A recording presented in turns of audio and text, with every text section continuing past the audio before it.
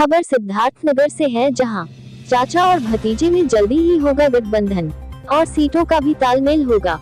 यह कहना है महाराष्ट्र सपा प्रदेश अध्यक्ष अबू आसिम आजमी का। सिद्धार्थनगर जिले के डुमरियागंज तहसील पर रविवार देर शाम महाराष्ट्र सपा प्रदेश अध्यक्ष अबू आसिम आजमी का आगमन हुआ। वही अबू आसिम आजमी डुमरियागंज तहसील पर सपा द्वारा आयोजित कवि सम्मेलन एवं मुशायरे में बतौर मुख्य अतिथि शामिल हुए।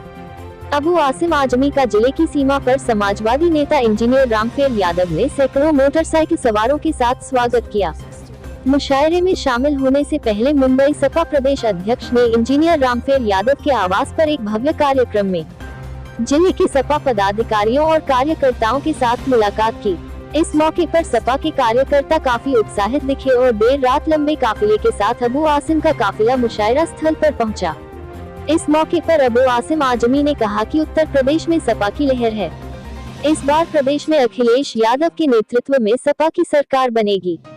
भाजपा सरकार से हर कोई त्रस्त है। प्रदेश और केंद्र में हर तरफ भ्रष्टाचार का बोलबाला है और हर तरफ अराजकता फैली हुई है। शिवपाल यादव से गठबंधन को लेकर उन्होंने कहा कि चाचा और भतीजे में जल्द ही गठबंधन हो जाएगा और सीटों का तालमेल भी हो जाएंगे। उन्होंने कहा कि हालांकि सपा को छोटे दलों के साथ गठबंधन की जरूरत नहीं है, लेकिन फिर भी सबका साथ लेकर चलने के लिए वे गठबंधन कर रहे हैं।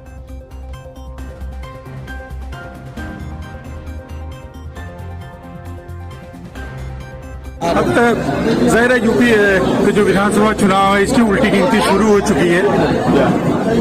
एक तरफ सपा का कहना है कि वो विकास में चुनाव लड़ेगी, आप लोगों की पूरी पार्टी इसी लाइन पे चल रही है। दूसरी तरफ भाजपा जो है वो जाहिर है जातिगत और इसके ऊपर कम्युनल चुनाव लड़ रही है। लेकिन अभी जो देखा जा रहा है कि भाजपा जो है वो इस चुनाव को कम्युनल करने में काफी हद तक कामयाब हुई है और आपका जो एजेंडा था वो कहीं न कहीं पीछे छूट रहा है।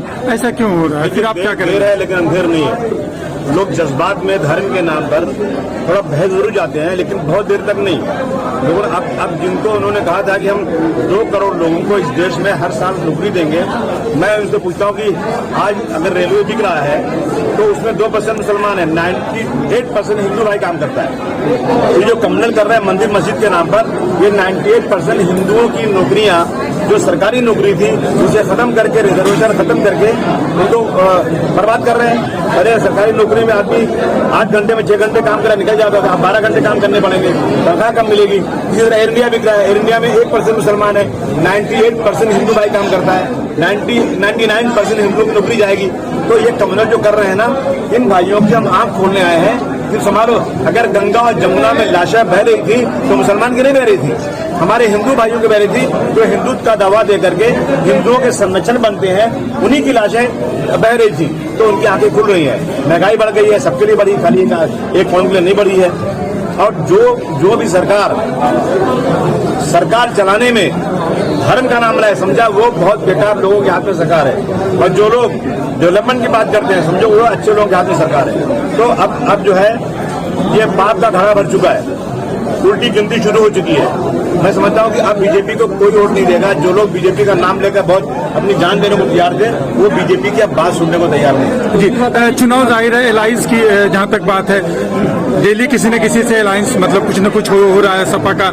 लेकिन जो इनकी जो पार्टी है, इनके चचा की जो पार्टी है, वो एक तरफ तैयार है। उन्होंने एक ही हफ्ते का जो है वो अल्टीमेटम भी दिया हुआ है कि 1 हफ्ते में अगर नहीं होता है तो फिर मैं अपनी राय देख लूंगा। इसमें इतनी देरी फिर क्यों हो रही है? देखिए ऐसा है ना कि शिवपाल जी का भतीजे की बात है और जो है अब जनता देख रही है कि सरकार कौन बनाएगा। अब ऐसा वक्त आ गया है कि लोग अपने वोट को खराब नहीं करेंगे और हमें उम्मीद है कि चाचा भतीजे का जरूर मेल होगा और सीटों की बात है उनमें सेटलमेंट हो जाएगा। लेकिन आज जो अलायंस की जरूरत समाजवादी पार्टी को ज्यादा नहीं है, हमको बैसाखी की जरूरत भी नहीं है। आज जनता में एक लहर है समाजवादी के लिए, तो फिर हमें क्या जरूरत है?